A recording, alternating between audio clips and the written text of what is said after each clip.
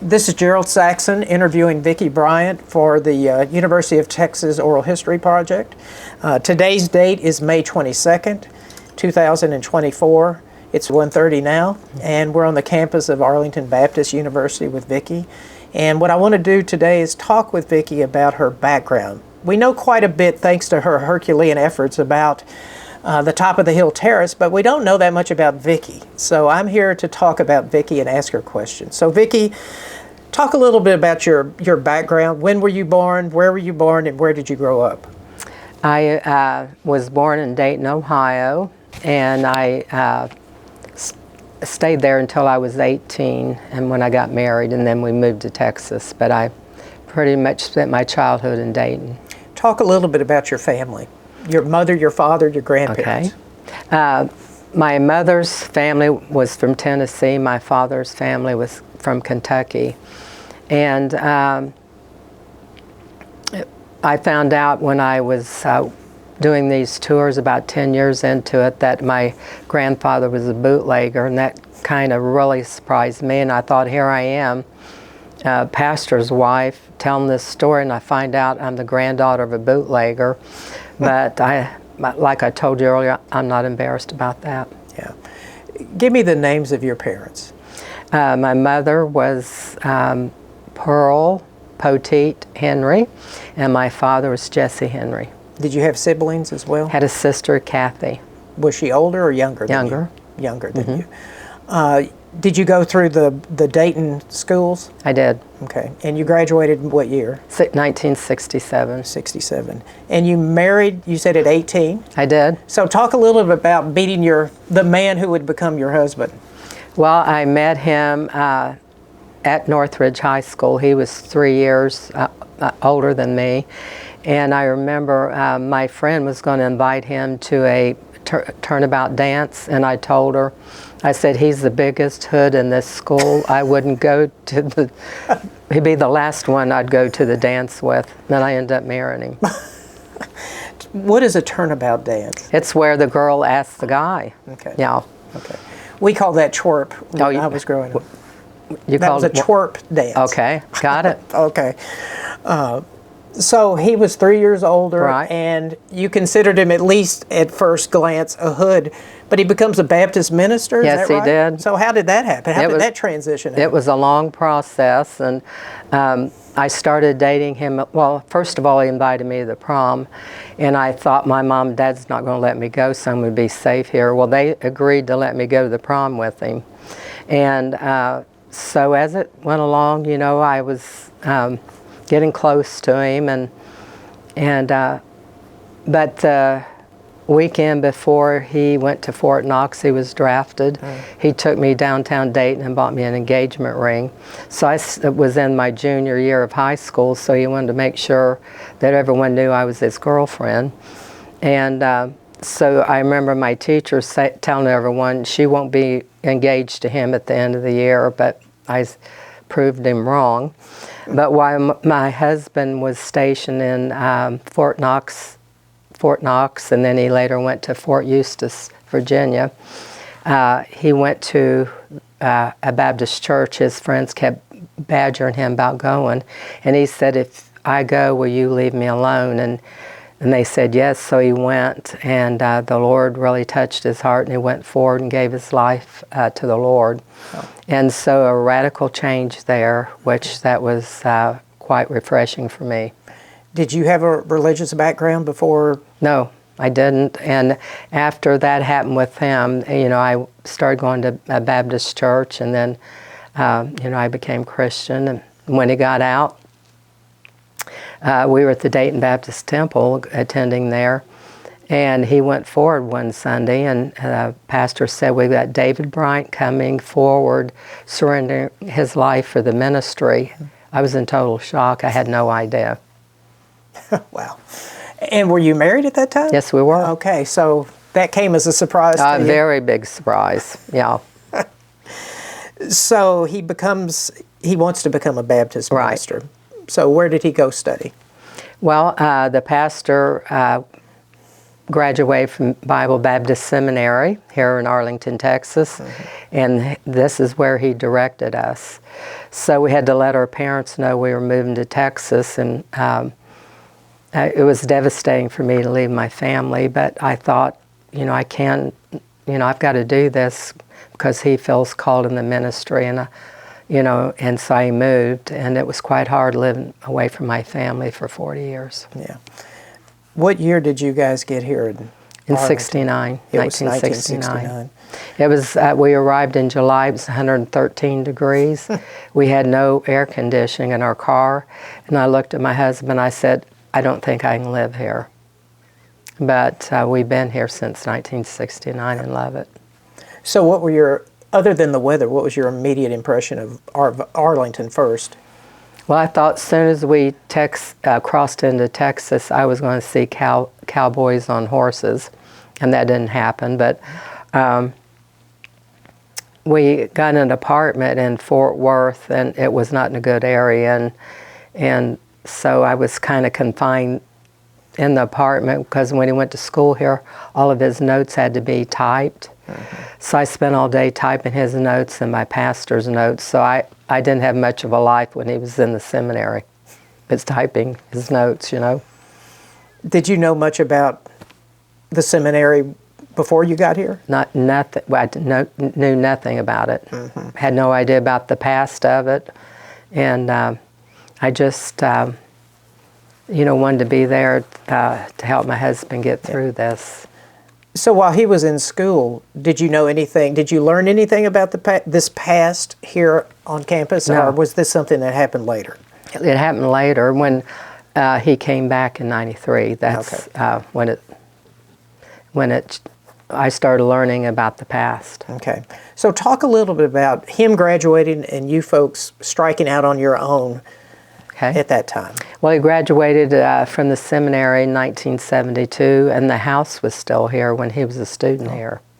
And so they had used the casino chairs in the classroom, but I didn't know all this when he was here. But his first church, he got called to Crane, Texas, which is out in the desert. So here we are from Dayton, Ohio, going to West Texas. And I remember he was preaching in view of a call. And so afterwards, we had to eat with the deacon's family, and so we were sitting at the table, and he was talking about eating at the doghouse, and he worked in the oil field, so I thought it was a restaurant. Well, I found out it was a lean-to you get under to get out of the sun. And then they were talking about carrying their daughter to the doctor, and she was in her 20s, so I thought they had to carry her in, so she must have been really sick. Well, I found out that meant take her. Oh. Then I was helping her with the dishes. She said, hand me the cup towel. So I looked down at these two towels, and I'm trying to figure out which one was for cups. But dish towel down here is called a cup towel. But what really got me is when they were talking about fishing at the tank and swimming at the tank. So I thought it was a metal thing that caught water. So that afternoon, we really got, I guess you call it Texanized. I mean, it was a whole new world for me. Yes. How did you like living in Crane? The church was great. I had a hard time. I had two little ones. I didn't have a car. And my husband was gone most of the time, and I was away from my family, so it was very hard on me. Yeah. What's it like being a preacher's wife? It's living in a fishbowl, for sure. Very rewarding, and the only hard thing was just being away from my family. And when I had my first grandchild, I realized what I did to my mother, because my daughter was her first grandchild, and she got to see her once a year. Yeah. You mentioned you had two kids? Yes. Talk a little bit about when they were born and where they were born. Okay. My oldest daughter was born in Weatherford, and in 1972. Okay. And we lived in a garage apartment there, and when he got called to Crane, Texas, we moved there. And our daughter, Vanessa, was born in Odessa. And she,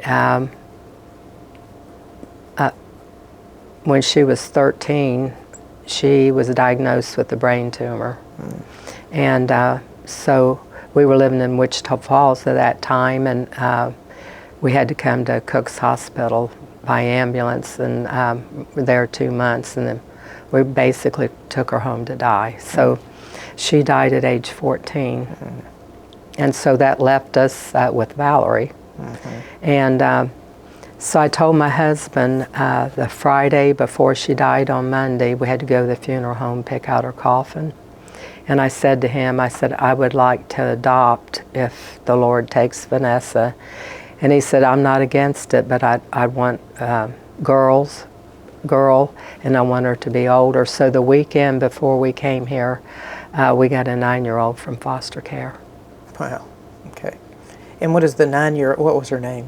Amber. Amber. Yes. Okay. So how long were you in Crane? We're in Crane 5.5 years, and then he got Crane called to Wichita Falls. Okay. And we were there 16.5 years. Wow. And we were there when that big tornado hit. Wow. So 20 families in our church lost everything. What was the name of the church? Bible Baptist, Baptist. Downtown Wichita Falls. Okay. Yeah. And then from Wichita Falls you came to Arlington again? Yes. And we did have a Christian school there, Wichita Falls, and our daughter started in kindergarten and graduated from high school. She was the first one to do that. So what called your husband back to this campus? Well, he was on the board of directors for years, and so the previous president was retiring, and they were trying to find someone to fill that position, and they didn't have anyone they had peace about. So he said he was sitting around this big conference table with the rest of the men, and they all turned and looked at him and said, "What about you?" So he came home and he said, well, we're moving to Arlington. If you agree, this would be a good thing for us. And I've always, whatever he wanted to do, I've always followed him, and I just look at what I have to work with, and I make myself happy and find my niche. Well, I'll say you found your niche once you came to Arlington again. Yes, I had no idea that this was going to happen. When we moved here in '69, we moved here in '93, and I started running the bookstore here, and so during quiet times I was working on the school history, and I did that for 5 years. And so when I found a publication showing the biggest giant our founder was fighting, that it was top of the hill emblazoned across this cartoon figure, I thought, well, maybe I can work on this story. So I went over and approached him about it, and I knew he was going to tell me no, and he said, go ahead, and about passed out on the floor. But he trusted me that I would not do anything that would harm the school. So when you said you found this book, it has a little bit about the history of the Top of the Hill Terrace, and you decided, provided your husband would agree, you could pursue that. Well, how did that unfold then? What did you do first? Well, I looked at what we had here from Top of the Hill. They had it in the library, off in a display case, a little thing there, and it was 2 poker chips. And then Dr. Oldham, who was the president here, and when they purchased the property, he came in and handed my husband the dog collar, and kind of handed over to him like it was a torch. And so I knew that was in his desk. I said, okay, give me that dog collar. So I had 2 poker chips, the dog collar, then I found a letterhead, and then I started collecting photos of the property and students with the historic structures. And then little by little, people started sharing their stories, and then somebody might bring in a china cup and saucer that was here when the school moved in, and a lamp, and people that were on staff when the school moved into the house. So, and it's like everything's starting to come back home now, like the dresses there beside you recently.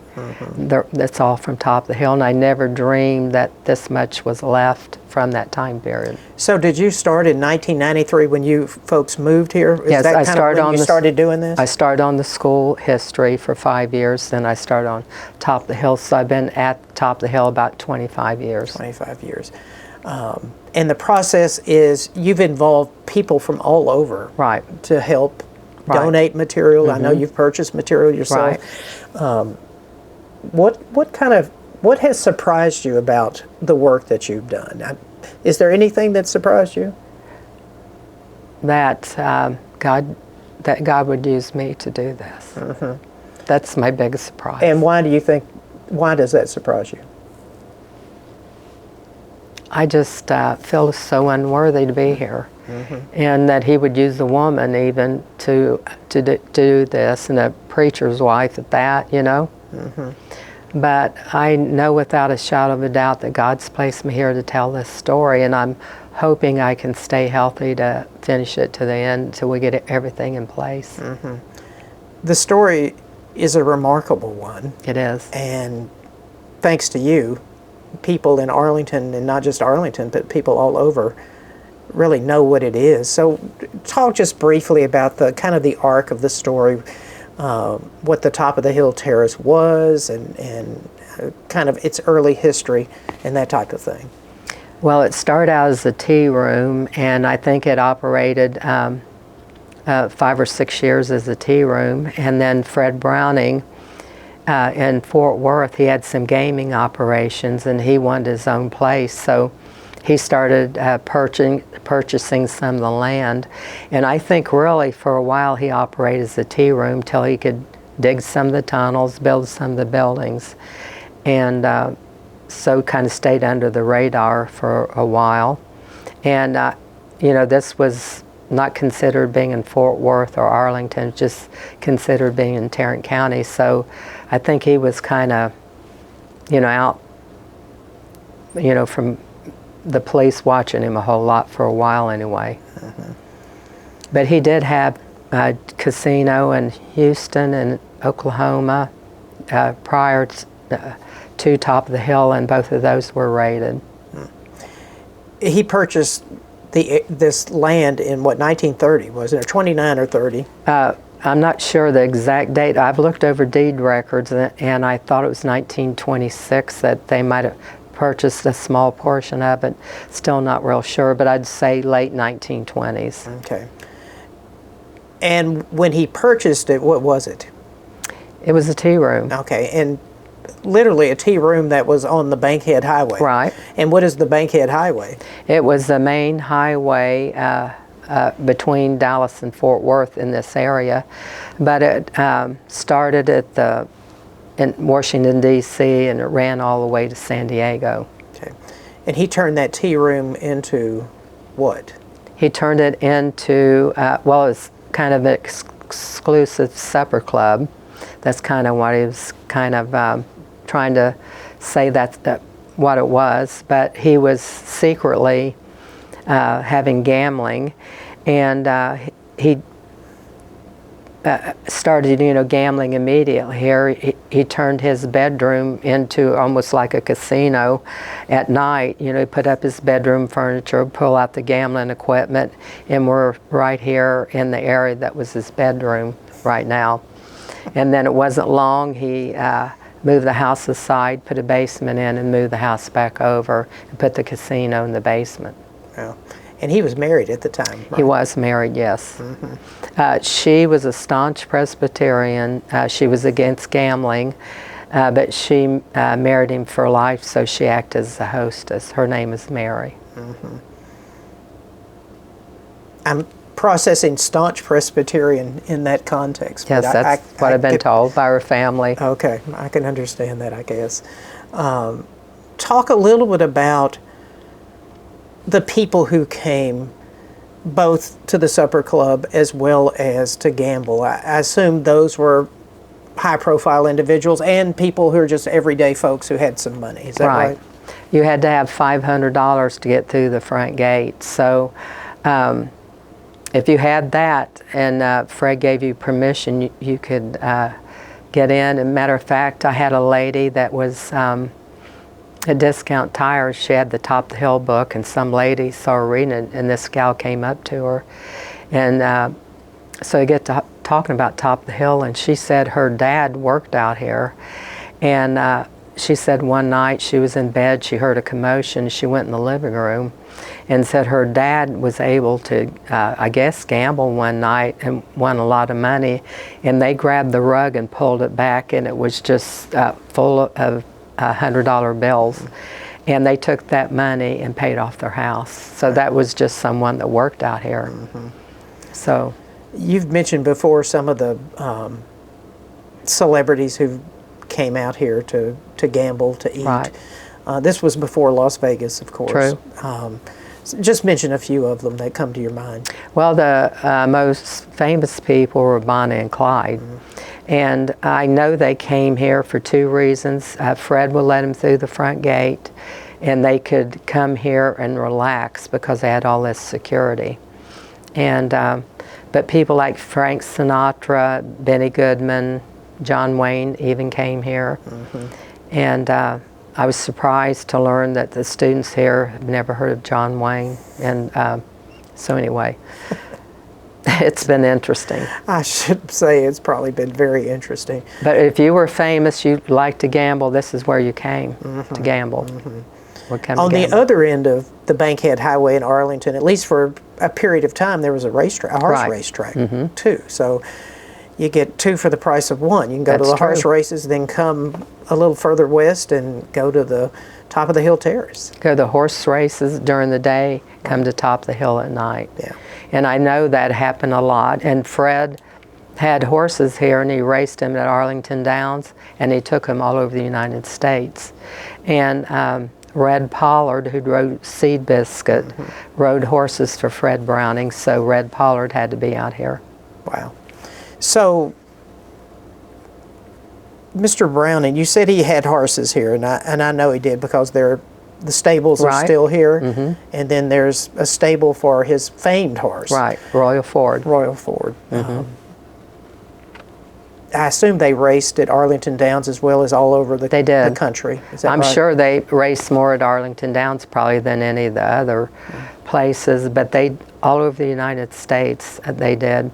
And the interesting about me putting this story together, the three key people, Jack Poe the gangster told me about the casino, Willetta Stellmaker told me about the entertainment side, Claude Horan told me about the horses, and all three of these people were 84 when I met them. Wow. That's an incredible story. Yeah. So the place was a target for some folks who wanted to see it closed. Right. And probably the most famous of those people would be J. Frank Norris. Right. Is that correct? That's correct. So talk a little bit about J. Frank Norris and how his life intersects with the Top of the Hill Terrace. Well, Dr. J. Frank Norris was quite a character, and he fought the gamblers, he fought the liquor crowd, and they hated him, and they burned his home and church down 2 times, 1912, 1929. And at a tent meeting here in Arlington in the mid-30s, he said Top of Hill Terrace is a blight on Tarrant County. He said one of these days we're going to own the place. Well, so he's in 1939, he was pastoring at First Baptist, and he started there in 1909, but in 1939 he wanted to establish his own school. So he started with 16 students, and it was Fundamental Baptist Bible Institute.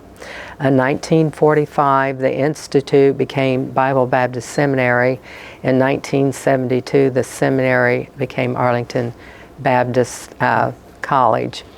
And so anyway, really that prediction came true when we bought the property in 1956. He died in 52, and we bought the property in 56, so he was not alive when we bought the property. But I think it's ironic how his statue overlooks the drive today of the property he vowed one day we would own.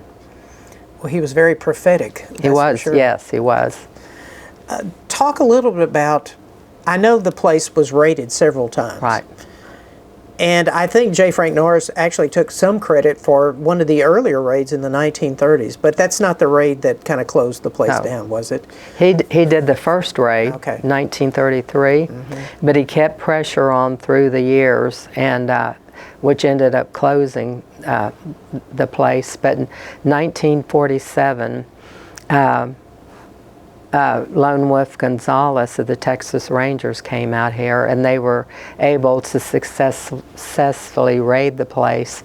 So after that, people were afraid to come back because, you know, the place was raided, and then Dr. Norris keeping the pressure on, and so they were afraid to come back. So Fred lost the property. Briefly, it became the Arlington Club, but he got it back right before he died. And the guy who worked with the horses knew a lot about Fred, and I asked him, why did he die destitute? And he said he had horses and employees here at Top of the Hill for many years, and then he had Crescent Farms, and he had horses and employees there. Said that all of that ran $2,300 a day, and that was back in the 40s, so that ate through his money. You mentioned Crescent Farms. Where was that? Crescent, Texas. In Crescent, Texas. Yes. Crescent? Crescent, Cresson. Okay, Crescent. Okay, yeah. That's not far from here. Right, and Benny Binion had a ranch right next to him there. It's an incredible story. I asked you what surprised you, but and we're in the museum now. And there's artifacts all around. Right. You've collected archives, artifacts, records, remains. There's a roulette wheel to your right. So what are some of the stories behind, let's take the roulette wheel as an example. How did that come here? Well, I first have to say that right now my husband and I have been married 57 years. We've never allowed a deck of cards in our house because he was a pastor. So for me to end up buying a roulette wheel is something else, you know. And so I had a lady in for the tour. She went home telling her family about it. So I get a call from them, and they said they had two items from Top of the Hill, wanted to know if I was interested. And so I called him, and because, you know, I was thinking, where am I going to put two roulette wheels? I was thinking it was going to be like the wheel on Price is Right. And I called him and asked him to measure them, and he said 39 inches.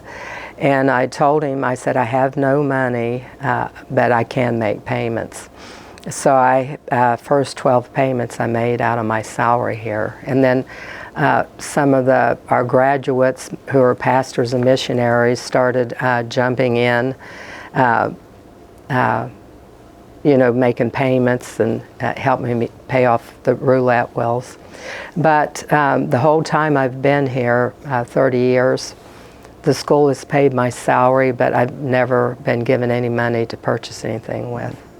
So I've had to do that going to garage sales and using my grocery money. And so what we have here, it's just, you know, whatever I could find, and it's been a journey. It's been a phenomenal journey for you, and I mentioned Herculean efforts, and they have been Herculean efforts on your part because it's been a one-person operation, as you say. What is your vision for the future? What would you like to see happen now? Well, I'm getting close to retirement, and I want to get my program professionally filmed. And I don't want to be in it, but I want it to be me telling the story, because I want this story to go on, and it's really a redemption story. And it's like none other any place else, you know, that our founder vowed one day we would own the place, and here we are. And And it's been a miracle that the school has been able to hang on to the property, because we've never been real big and we don't take state funding. So we still have 32 acres, so that's been a miracle. Yeah.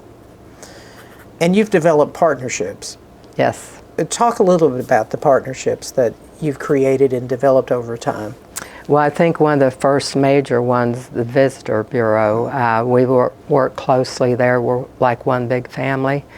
And with Geraldine Mills and the Fielder Museum and the Historical Society, and UTA, especially now. And for 20 years doing this by myself, trying to pull off, I had 16 car clubs then, worked getting 3 markers, and it hasn't been easy, but I've enjoyed every minute of it. And when I was in high school, I absolutely despised history.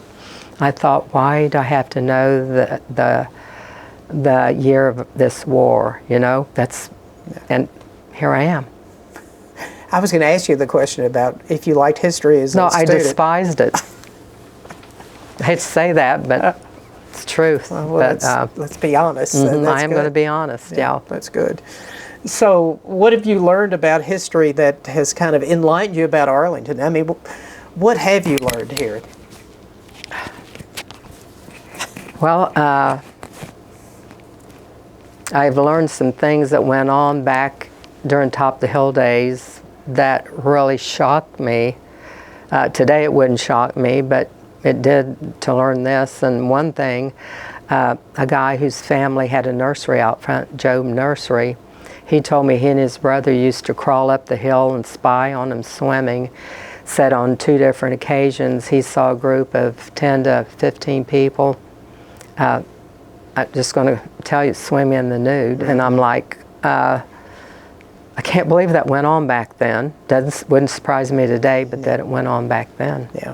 When there was a brothel here as well, wasn't right. it? Right. A brothel, and the women here, I think they weren't here of their own accord, most of them, I think.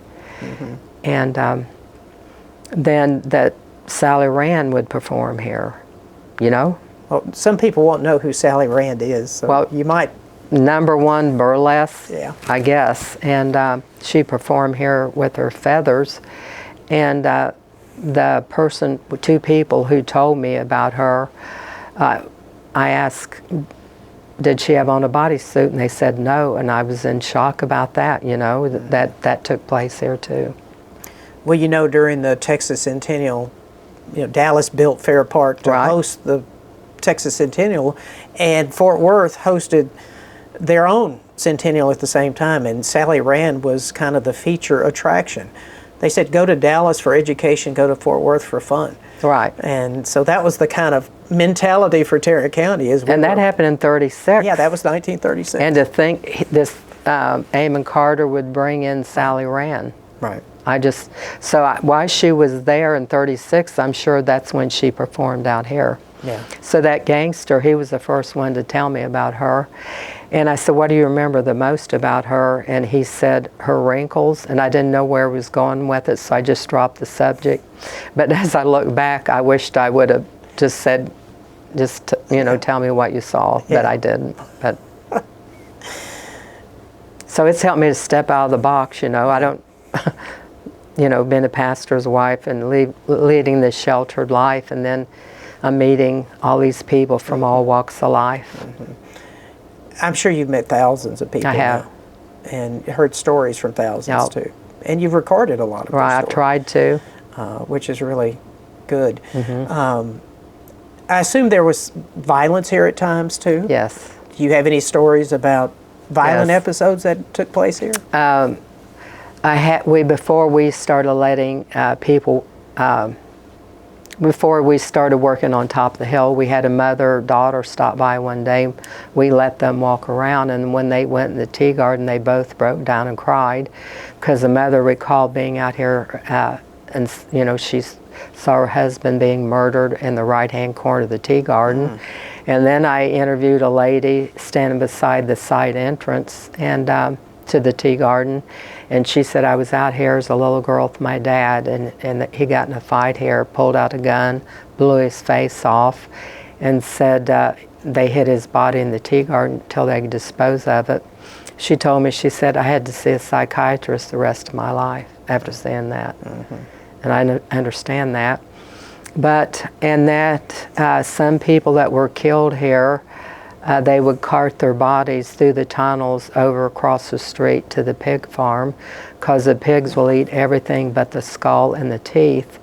And 3 gangsters said they would have to go over there the next day and finish the job. They'd have to bust up the skulls, because the police could go find 3 skulls there. No, 3 people were killed here. And then not long ago, a lady walked in. She said, you're going to talk about the hog farm? I said, I am. So afterwards, she said, well, when I was 20, I met this man who just got out of the pen, and she's asking why he went there. And she said, I can talk about it now. I said, I've served my time. Said they caught him throwing a body in the pig farm across the street. But what he said next, he said, we would call ahead and tell them at the pig farm to put pigs in that pig pen closest to the street who haven't been fed. And I was shocked to hear about that, you know. So I know, you know, they would go there and finish up the job the next day. So I said that to her. I said, did they have to finish up the job? And she said yes. He said they would have to go there and look for billfolds and identification. He wasn't there to bust up the skulls. He was there to look for identification and make sure that was cleared out so people wouldn't be identified that were murdered there. You mentioned that Fred Browning died destitute, pretty much. He did. Did he ever serve time in jail? I think he did, maybe a night in jail here and there. Okay.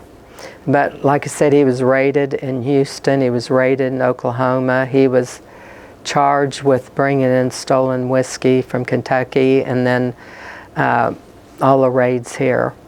And in 1951, he had to appear in court and with a lot of other men of the area, and I found it interesting. One guy who had to appear with him was Tiffin Hall. Do you know who that is? No. He founded the Mexican Inn. Oh, okay. And so he had to appear too. So when I go eat at the Mexican Inn, I walk over to Tiffin Hall's picture, and I'm just like, I don't know. So we get the Tiffin Hall plate there. Yeah, right. That resonates with you, I'm sure. No, yes, it does. So Browning died when? Died in 1953. And married? She lived another 14 years, Okay. And she was left with all the debt, and it must have been a lot. And I had a lady said her uncle loaned Fred, I think, $30,000, and so they had a day, I guess it was, they were summoned to be out here to try to collect some of that money. And he was way back in this line, and he saw poor Mary Browning sitting at a table, and people were walking up to her, you know, trying to get their money. And he said he just walked away, and he, you know. Yeah. So, but he died destitute. And did they have children? no. No. But they did raise their brother's, his brother's son. His brother was killed walking along the road out here. And I think he was maybe 13 when they got him, and they raised him. You've done quite a bit of work in trying to locate the tunnels, locate various physical artifacts. Talk a little bit about that process. Well, we have a tunnel that we've known about since 1956, and if you come here today at the right time, you get to peer down into it. But I heard rumors we had other tunnels. And so as they began to tell me these stories and where they thought another tunnel would be, I had learned, because I had these 2 men in using dowsing rods, and so I'd go out, and where somebody thought there was a tunnel, I would pick it up, and it would be, I'd take 4.5 steps, and those rods would open up. Everywhere I went that somebody said there was a tunnel, they were all the same width. And so when the History Channel came out, they brought a guy in with ground penetrating equipment. And he came back later on and was using his equipment here, volunteering his time. And he would, as a matter of fact, I was looking at the video the other day, and I videoed him. He said there's something here, and he'd put a chalk mark here and one over here. And so just the combination of all that, we feel like we have a whole underground room, system of rooms and tunnels. What would you like to see done? I want to know before I die, do we have this underground system of tunnels and rooms? And we found a big room under the parking lot, and from the guy from the History Channel using his ground penetrating equipment. So I think the city will want to open that up for tourism, really. That's what I'm thinking. But what I want to happen here is that they will be able to put our story on, a volunteer even, when people come in, and they just take them and walk them around the property. My goal is I don't want the story to change. Yeah. So, a couple of final questions. If somebody came to you and said, Vickie, how can I best learn about Top of the Hill Terrace? I know you've published a book about it. Other people have published work on it. You do tours here as well, is that right? Right. Talk a little bit about the tours and what people can do to learn about Top of the Hill Terrace. The tour takes a little over 2 hours if you want me to learn about everything. And then we walk around and we look at the historic structures. And I want, that way you can learn about Top of the Hill. I'll have people email me and say, can we just walk around without doing the tour? I said, you can do that, but it's going to be meaningless. And I said, once you hear the story, it makes everything come to life. And so I hope that happens, and they're hoping to turn this whole building into Top of the Hill. The upper floor would be a tea room, coffee house. We won't be serving liquor. And downstairs will be a theater and a museum, and we'll have access to the tunnel. Right now, that tunnel's at the back of the kitchen, and it's a working kitchen, and so it's real hard to take people back there when they're cooking. And I hope that happens. I've operated out of this room for 30 years, so I don't think by the time they're able to raise the money to do all that, I won't be around then. So, So when you pass the torch, you may not know the answer to this question. Right. To whom do you pass the torch? I don't know. Yeah. But I feel like God's got somebody out there when the time comes that will step up to the plate. And I hope it's someone that has a tie with really the school, and I think that will help too, but who knows? Yeah. Well, that's a good place to end it, Vickie. Yes, it is. Yeah, thank you. Thank you. Yeah, thank you.